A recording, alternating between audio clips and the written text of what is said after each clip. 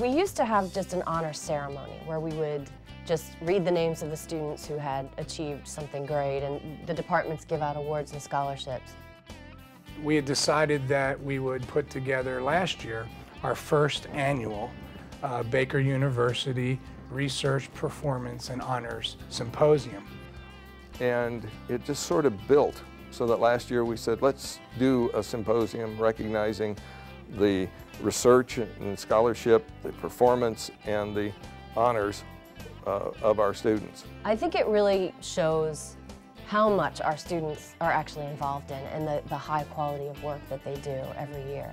I will be giving 2 poster presentations, one on the effects of pH on tardigrades, and the other one would be the effects of substrate on tardigrades.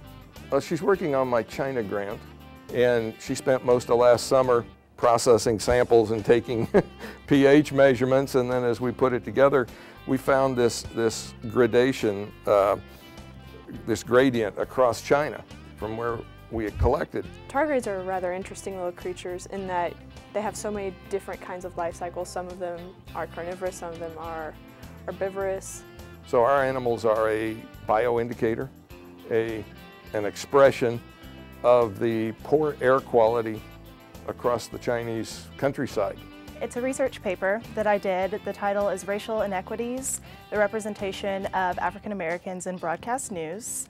I know that traditionally the media field is not very diverse, and that does play a huge role in the way that journalists report and the media that we do consume.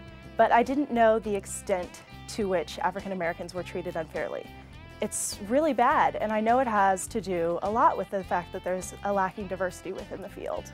I feel personally committed to it because it's the field that I'm going to be working in, and being a minority myself and being half black and going into this field, I feel that by this research project I've been able to kind of see what I'm going to get myself into and maybe the struggles that I'm going to face. I could say that some of my best teaching moments at Baker in my 20+ years here have been those where I've seen the light go on for a student. Last year I took a class called Art Seminar, and we read this essay by Linda Nochlin, and it was called Why Are There No Great Women Artists? I took a look at this essay for my project, and I just think that it's really important that women finally have gained a role in the art world, because for so long it didn't exist for them, and it's just now, like in the past 20 years, like really taken off, which is kind of crazy to think how far we've come in 20 years. The FBI internship I found out about from my academic advisor at the time, Martha Harris. An email came across her desk. And so I started thinking of, who do we have that I think should really participate in this? And it was a little out of my comfort zone, but I decided to go ahead and fill out the application and do the whole application process. We read his application essay. We talked with him, counseled him a little bit before his personal interviews, told him what to expect. He certainly did the hard part, but we really partnered with him in helping him achieve that internship opportunity. About a week later, I was in the FBI KC office interviewing. I made it through the first cut. Then a few months later, they said they wanted to offer me a conditional appointment based on doing the rest of the stuff, the polygraph, the background check. I think he's always understood that in order to get into the graduate school that you want or to get a job that you want, that you need to have not just things that are on your resume, but things that count, to have impressive experiences. The experience, the people that I met, that's what really made the internship really special.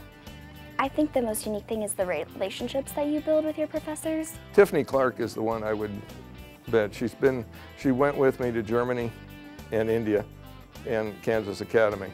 He has given me a lot of opportunities to travel and to see how the scientific community works, which is wonderful for me.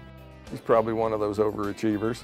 He's one of those that does a lot of studying, puts a lot of effort into things, takes on too much, and is always hurried and harried to get it all done, but somehow does. I learned that I manage stress a little better than I thought I did, and I work a little better under pressure than I thought I did. Martha and I's relationship has been great. From the very beginning, she was the advisor that I was assigned. I feel really comfortable around her. She's very approachable and she's real laid back.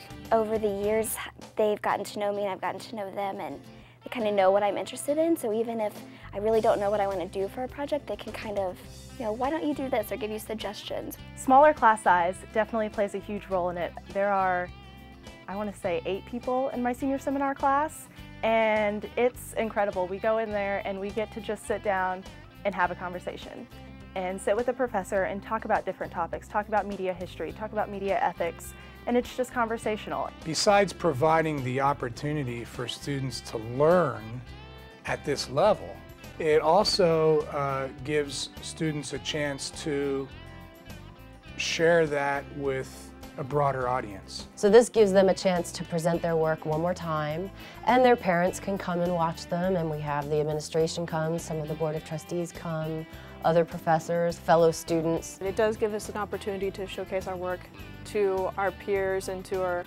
friends and family, because they've been seeing us go crazy for the last however long. When they present their work at our symposium, oftentimes their parents are here to see the work that they do, which in my opinion is equally valuable, if not more so, than an athletic accomplishment.